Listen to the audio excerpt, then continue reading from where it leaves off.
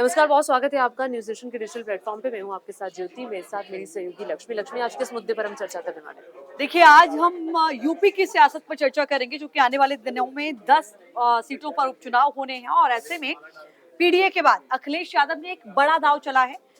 जो नेता प्रतिपक्ष बनाया गया चेहरा, वो ब्राह्मण चेहरे को चुना है। हालांकि ये संभावनाएं लग रही थी कि क्या पीडीए के नेता को ही चुना जाएगा, यानी कि जो फॉर्मूला अखिलेश यादव ने तय किया था। लेकिन इन सभी संभावनाओं को दरकिनार करते हुए एक ब्राह्मण चेहरे को, तमाम समीकरणों को साधते हुए अखिलेश यादव ने चुना है। अब देखिए, अखिलेश यादव की स्ट्रैटेजी अगर आप देखेंगे पिछले कुछ सालों से वो बदली है। पहले माय फैक्टर, एमवाई फैक्टर यानी कि मुस्लिम और यादव फैक्टर था। फिर आया पीडीए जिसमें जो पिछड़ा है, दलित है, अल्पसंख्यक है, उसको जोड़ा और उसकी जो सफलता थी लोकसभा चुनावों में पीडीए फॉर्मूला जो बनाया गया था, जिसके तहत ही कांग्रेस पार्टी के साथ भी गठबंधन हुआ कि इन तीनों को साथ लेकर आना है। अब उसमें और विस्तार करते हुए जो विधानसभा के अध्यक्ष है माता प्रसाद पांडे को बनाना, यानी कि ब्राह्मण वोट बैंक पर भी सीधे तौर पर अखिलेश यादव की नजर है। और माता प्रसाद पांडे के बारे में कहा जाता है वो खांटी समाजवादी नेता रहे हैं, मुलायम सिंह यादव के काफी करीबी रहे हैं और पूर्वांचल से वो आते हैं। पूर्वांचल पर उनकी अच्छी खासी पकड़ है, तो बहुत सारी चीजें हैं। हमारे साथ हमारे सहयोगी भी जुड़ने वाले हैं, मोहित हमारे साथ जुड़ेंगे इस पर और चर्चा के लिए। तो मोहित से पूछ लिया जाए।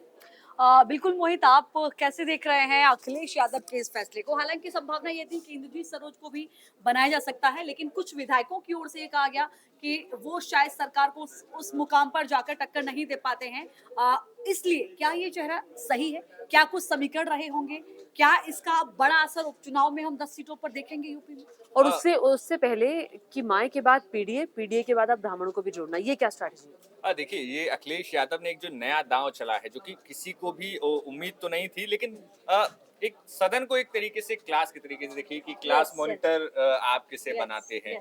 तो अब अगर समीकरण वहां पे देखते तो वहां पर एक वरिष्ठता, चूंकि कई वरिष्ठ जो उनके विधायक हैं, चाहे शिवपाल सिंह यादव हो, तमाम वरिष्ठ चाचा को विधायक, दरकिनार किया है। चाचा को, चूंकि चाचा के बेटे को उनको शिवपाल लोकसभा। को लेकर हमेशा कहा जाता रहा है कि कभी अखिलेश ने नहीं चाहा कि शिवपाल का कद वो बढ़ाएं, खासकर अपने उससे तो संभव नहीं लगता। नहीं, देखिए, अब अखिलेश यादव के बारे में अगर जो तमाम सियासी गलियारों में चर्चा यही रहती है कि भाई second line leadership Samajwadi party में नहीं दिखती है। अखिलेश यादव के बाद कोई कोई ऐसा नेता नहीं है जो अखिलेश यादव की जगह पर होकर कोई स्टैंड ले। तो वहां पर सिर्फ अखिलेश यादव हैं। और अखिलेश यादव के अलावा अखिलेश यादव ने शिवपाल यादव को इसलिए भी मना लिया है क्योंकि उनके बेटे आदित्य यादव को उन्होंने बदायूं से लोकसभा पहुंचा दिया है। तो इस तरीके से अखिलेश यादव ने शिवपाल यादव को पहले ही एक तरीके से कोई समस्या वहां पर नहीं होती। लेकिन बात यहाँ पे थी कि कोई ऐसा वरिष्ठ, चूंकि शिवपाल यादव अपने आप में वरिष्ठ एक नेता हैं, अब ऐसे में किसी और ऐसे नेता का नेता प्रतिपक्ष बन जाना, तो ऐसे में ये बात होती है कि क्या शिवपाल यादव के लिए वो ठीक रहता, उनकी इमेज के लिए ठीक रहता। तो इस तरीके से माता प्रसाद फिर परिवारवाद का ही मुद्दा उठ के आता। बिल्कुल फिर बिल्कुल वो भी मुद्दा एक बड़ा आता समाजवादी पार्टी के लिए। बिल्कुल, ये मुद्दा काफी ज्यादा, चूंकि इससे अखिलेश यादव ने बहुत समय बाद निकाला है पूरी पार्टी को। शुरुआत में वो पहले जो एक गुंडा जो छवि लगती थी समाजवादी पार्टी में, शुरुआत में जब वो मुख्यमंत्री थे, तो उन्होंने ऐसे कई फैसले लिए जब उन्होंने कहा कि हम इनको शामिल नहीं करेंगे। अंसारी परिवार को उन्होंने सदस्यता लेने से मना कर दिया था। एक तो जो पूरा विवाद छिड़ गया था। तो ये पूरा कई बड़े फैसले के लिए अखिलेश यादव जाने जाते हैं पार्टी में। लेकिन अब ये फैसला चूंकि दो तरफा है, एक तो जिस पीडीए की राह पर वो चल रहे हैं उसमें क्या फायदा मिलेगा इस फैसले का, और जिस पीडीए के इतर वो एक बड़ा ब्रॉड पर्सपेक्टिव सोच रहे हैं। चूंकि अखिलेश यादव के पीडीए में एक समीकरण ये है कि पीडीए में पी से पिछड़ा हो जाता है, डी से दलित हो जाता है, ए से अगड़ा भी हो जाता है, ए से अल्पसंख्यक भी हो जाता है, और ए से आधी आबादी भी बता देते हैं। आदिवासी, आधी आबादी महिलाएं, आदिवासी, अगड़ा और अल्पसंख्यक, सारा कुछ ए में वो कवर कर देते पीडीए में हैं। कवर कर दिया। पीडीए में तो ये जो पीडीए है उनका, उसमें अब अगला उन्होंने जोड़ दिया है। अब बी शामिल हो गया, ब्राह्मण शामिल हो गया।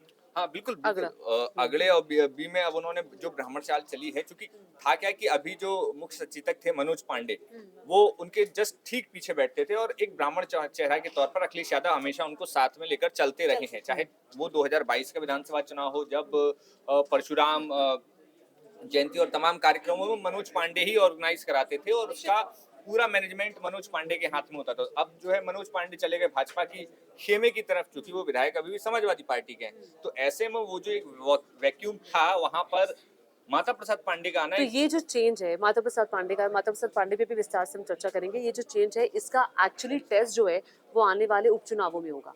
हाँ बिल्कुल, ये इस चुनाव में होगा और खास तौर पर जो पंचायत के चुनाव भी उत्तर प्रदेश में होने हैं, उनमें खास तौर पर देखने को मिलेगा कि जिस पीडीए की बात अखिलेश यादव कर रहे हैं, उसमें पीडीए क्या इस फैसले के बाद उनके साथ रहता है या फिर वो इस फैसले के बाद अलग लेकिन हो मुझे जाएगा। लगता है कि हमें ये नहीं भूलना चाहिए कि उन्होंने विधानमंडल के दोनों सदनों के नेता प्रतिपक्ष, मुख्य सचेतक, उप सचेतक और अधिष्ठाता मंडल का भी ऐलान किया, जी। जिसमें पिछड़ा, दलित, अल्पसंख्यक यानी पीडीए के फॉर्मूले को ही आगे बढ़ाया। विधान परिषद में लाल बिहारी यादव को नेता प्रतिपक्ष बनाया उन्होंने। विधानसभा में मुस्लिम समुदाय के कमाल अख्तर को कमाल मुख्य सचेतक बनाया है। महबूब अली को अधिष्ठाता मंडल में नियुक्ति दी है। मुख्य सचेतक पद में कुर्मी समाज से बड़े चेहरे डॉक्टर आर.के. वर्मा की नियुक्ति की है। तो मुझे लगता है कि ऐसा नहीं कि सिर्फ उनका पीडीए नारा था, पीडीए को उन्होंने इन तमाम चेहरों के जरिए ये बताया भी है कि ये हमारी प्राथमिकता भी है। हाँ बिल्कुल, देखिए अखिलेश यादव ने एक जो समीकरण था वो तो सॉल्व कर लिया कि लोकसभा में इतने सांसद पहुंच गए जो अति पिछड़ी जातियां हैं, उत्तर प्रदेश की पिछड़ी और अति पिछड़ी जातियां, वहां पर उनको जगह दे दी। अब इस बात थी, चूंकि सवाल ये था पूरे लोकसभा चुनाव में कि आखिर कितने मुस्लिमों को अखिलेश यादव ने टिकट दिया। अफजाल अंसारी, इकरा हसन, ये वो और संभल से आपने शफीकुर रहमान के बेटे को टिकट दिया। तो ये गिने चुने लोगों को टिकट दिया, लेकिन मुस्लिम तादाद को कितने ज्यादा आपने तवज्जो दी। तो वो एक बड़ा सवाल अखिलेश यादव के साथ था कि जो ओवैसी लगातार उठा रहे थे कि आप की ओवैसी जो तंज भरे अंदाज में कि भैया के लिए बस दरी बिछाई है, तो वो एक तरीका था। तो उस काउंटर को अखिलेश यादव ने यहाँ पर जो मुख्य सचेतक और उप सचेतक बनाए हैं वहां पर जो टैकल किया है, तो वो एक बड़ी चीज है। देखिए अब अखिलेश यादव की जो कुर्सी थी विधानसभा में जिस पर अखिलेश यादव बैठे थे, अब उस पर माता प्रसाद पांडे बैठेंगे। 81 साल लगभग उनकी उम्र है। तो क्या आपको लगता है कि और वहां बैठकर उस कुर्सी पर बैठकर उनको मुख्यमंत्री योगी आदित्यनाथ की नीतियों पर उनसे सवाल पूछना है, उनका सामना करना है, उनको जवाब देना है, उनसे तमाम चीजें पूछनी है, तो क्या उनकी उम्र उनके इस काम में आड़े आ सकती है अभी मौजूदा परिस्थिति की बात नहीं करें? देखिए, अगर चूंकि अगर दो तरीके से हम इसको देख सकते हैं कि एक रैली, एक कार्यक्रम, एक भाषण वो बाहर होता है। सदन में चूंकि क्या है कि कानून बनते हैं, वहां पर पॉइंट्स ऑफ फैक्ट्स में बात होती है। हाँ। तो वहां पर एक अच्छी चीज ये है कि अगर जब दोनों पक्ष और विपक्ष, योगी आदित्यनाथ अग्रेसिव भाषण के लिए जाने जाते हैं, लेकिन जब सामने माता प्रसाद पांडे होंगे वो इतने अग्रेसिव अगर नहीं होंगे तो योगी आदित्यनाथ को भी मौका नहीं मिलेगा अग्रेसिव होने का। जब अखिलेश यादव अग्रेसिव होते उसके जवाब में योगी अग्रेसिव होते थे। तो ये जो वाइस वर्सा चलता था वो अब फिलहाल नहीं दिखेगा, लेकिन चूंकि माता प्रसाद पांडे 2 बार विधानसभा के अध्यक्ष रहे हैं, लंबा एक कार्यकाल है, अनुभव है, उस आधार पर जो पॉइंट्स में जो शब्दावलियां तय की जाती हैं, जिन शब्दों में कहा जाता है, जो नियम कायदे होते हैं सदन के, उसमें उनको महारत हासिल है और उस आधार पर वो सरकार से कड़े तरीके से प्रश्न हम ये कर कह सकते सकते हैं कि एक उम्र का जो उनका अनुभव रहा है उसका बड़ा फायदा यहाँ समाजवादी पार्टी को मिल सकता है। बिल्कुल, और खासतौर पे सदन के अपने एक नियम होते हैं कि कोई भी व्यक्ति किसी भी तरीके से उठ के नहीं पूछ सकता है, और कई आपको बार वक्त दिया जाता है, आपका बिल्कुल। अपना टाइमिंग है, आपका अपना नंबर है। उस नंबर में ये आपका नेचर है कि आप अग्रेशन के साथ बोल रहे हैं या आप अपनी बात को सरल शब्दों के साथ बहुत अच्छे लहजे के साथ रख रहे हैं, ये आप पर निर्भर करता है। बिल्कुल, और ये तो तमाम समाजवादी पार्टी में भी अभी जो विधायकों की लिस्ट अगर देखी जाए, तमाम जो बैठते थे, चाहे उसमें लालजी वर्मा हो, रामचंद्र राजभर हो, ये तमाम लोग ऐसे हैं जो बहुत शालीन तरीके से अपनी बात को सदन में रखते हैं और मजबूती के साथ रखते हैं, शालीन तरीके से। तो ऐसे में अगर माता प्रसाद पांडे हैं तो उनसे भी वही उम्मीदें हैं कि वो उसी तरीके से काम करेंगे। लेकिन इसमें अखिलेश यादव ने जो बात है कि चुनाव को लेकर खासतौर पर जो एक वोट बैंक को साधने की कोशिश की है, लेकिन इस वोट बैंक को साधने की वजह से क्या पीडीए जो उनका पिछड़ा दलित वोट बैंक है, अति पिछड़ी जातियां हैं उत्तर प्रदेश की, वो फिर से भरोसा जता पाएंगे? क्योंकि पूर्वांचल पर क्या असर देखते पूर्वांचल हैं? पर देखिए, पूर्वांचल में खासतौर पर पूर्वांचल में एक तो ये जो चुनाव रहा वो सिर्फ अखिलेश यादव ऐसा नहीं है कि समाजवादी पार्टी के प्रति रहा हो, यहाँ पर नाराजगी लोगों में ज्यादा थी। नाराजगी का असर दिखा है जिसमें फायदा समाजवादी पार्टी को हुआ। तो समाजवादी पार्टी अगर ये कॉन्फिडेंस में रहती है कि हमने समीकरण साधे और वो तमाम चीजें सही रही, लेकिन नाराजगी बड़ी चीज थी। और ऐसे में जो आने वाले चुनाव है, नहीं, चूंकि माता प्रसाद पांडे पूर्वांचल से ही आते हैं, अब उनको भी अभी वहां पर झटका भी लगा है बीजेपी को।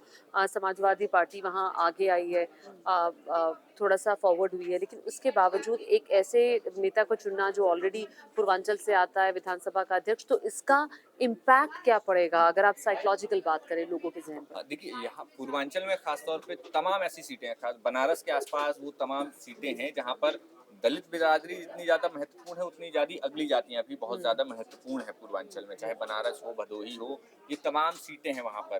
तो यहाँ पर और खासतौर पर अगर हम देखें माता प्रसाद पांडे तो वो सिद्धार्थ नगर से आते हैं, सिद्धार्थ नगर की इटवा विधानसभा सीट है जो कि बिल्कुल नेपाल बॉर्डर ऊपर की तरफ लगती है, तो वहां से वो आते हैं।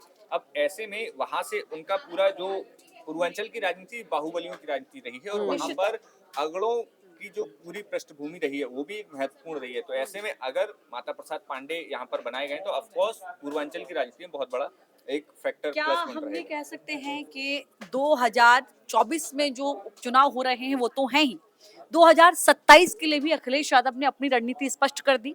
एमवाई तो है ही, मुस्लिम और यादव तो उनका कोर वोट बैंक कहा जाता था मुलायम सिंह यादव के जमाने से।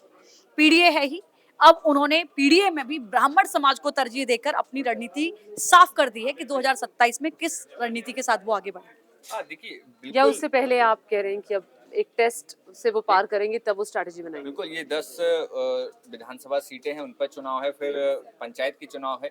इसके अलावा देखिए माता प्रसाद पांडे का बनाया जाना एक प्लस पॉइंट अखिलेश यादव के लिए ये रहा कि जो हिंदुत्व की पॉलिटिक्स भारतीय जनता पार्टी कर रही थी, यस, वो हिंदुत्व की पॉलिटिक्स की काट भी अखिलेश यादव ने निकाल ली और वो जाति सेंट्रिक ले आए इस पूरी चीज को।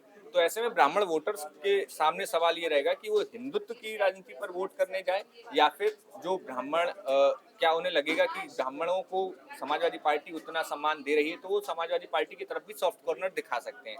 तो अखिलेश यादव ने जो धर्म की राजनीति थी उसको पूरा कास्ट की तरफ मोड़ दिया है। तो ऐसे में उस कास्ट में पिछड़ी जाति, दलित जाति, इसके साथ अब अगली जाति भी शामिल हो गई, तो एक बड़ा अम्ब्रेला बन चुका है। देखिए, एक तरफ समाजवादी पार्टी है, कांग्रेस पार्टी है, आने वाले चुनावों की तैयारी कर रही है, तो वहीं दूसरी तरफ हम बीजेपी के अंदर कितना खींचतान देख रहे हैं। हालांकि आज दोनों उप मुख्यमंत्री साथ दिखाई दिए हैं, वो तस्वीर भी सबने देखी है, लेकिन एक तरफ सिर फुटबल चल रहा है। तो ये यहीं से पता चल रहा है कि कौन इस वक्त क्या कर रहा है। लेकिन सीधे तौर पर मुख्यमंत्री योगी आदित्यनाथ ने जिस तरह से पिछले दिनों जो हारी हुई सीटें हैं वहाँ पर सांसदों से बात की, विधायकों से बात की और ये जानने की कोशिश की कि कहाँ कहाँ पर कमी रह गई। अब उस लिहाज से ये आने वाली 10 सीटों पर बीजेपी कोई कोर कसर नहीं छोड़ना चाहेगी।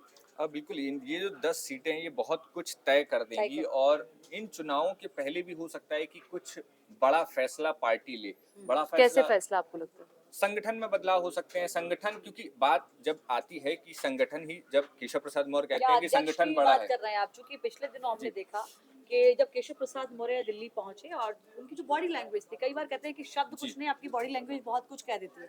तो इस तरीके की खबरें सामने आई कि क्या उन्होंने कहा कि सरकार से बड़ा संगठन है, क्या वो संकेत था कि वो संगठन में एक बड़ा पद उनको इन फ्यूचर, या मैं कहूँ कि चुनाव से पहले मिल सकता है? क्या उनको प्रदेश अध्यक्ष बनाया जा सकता है, क्योंकि वो प्रदेश अध्यक्ष रहे भी हैं? 2017 का जो चुनाव जीता वो उनके ही नेतृत्व में पार्टी ने जीता, और एक बड़ा वो जातीय वर्ग जिस पर केशव प्रसाद मौर्य की बड़ी पकड़ रही है। क्या आप इसी संगठन बदलाव की जिक्र कर रहे हैं, अगर मैं समझ? देखिए संगठन बदलाव दो तरीके से, एक तो है कि नेता की महत्वाकांक्षा अपनी खुद की, दूसरी चीज ये है कि जब केशव प्रसाद मौर्य कहते हैं कि संगठन सरकार से बड़ा है तो संगठन की जिम्मेदारी भी है। अगर आपको हार मिली है तो उसकी जिम्मेदारी कौन लेगा? सरकार कैसे ले सकती है? जब आप कह रहे हैं कि संगठन बड़ा है तो सरकार, संगठन को लेनी चाहिए। अगर संगठन जिम्मेदारी लेता है कि इसकी हार हुई है, जैसा कि खुद प्रदेश अध्यक्ष भूपेंद्र चौधरी ने प्रधानमंत्री मोदी को जब वो रिपोर्ट सौंपी, जो 15 पॉइंट्स की रिपोर्ट थी जिसमें उन्होंने बताया कि किन किन पॉइंट्स पे वो उनको हार का सामना करना पड़ा, जो हार के मुख्य कारण थे कई सीटों पर, तो वहां पर उन्होंने साफ तौर पर खुद जिम्मेदारी ली कि मेरी जिम्मेदारी है, मैं इसकी जिम्मेदारी मैं लेता हूँ। तो उसी तरीके से संगठन भी जिम्मेदारी लेता है। तो अब ऐसे में संगठन क्या कुछ अपने में खुद से बदलाव होता है, ये बड़ा सवाल है। चलिए, ठीक है, बहुत बहुत शुक्रिया, आपने इस मुद्दे पर विस्तार से हमारे दर्शकों को Thank you. समझाया। और इसी के साथ निश्चित विदा तौर पर इसी के साथ आज के लिए इतना ही। कल फिर से आप सभी से जुड़ेंगे एक नए टॉपिक के साथ।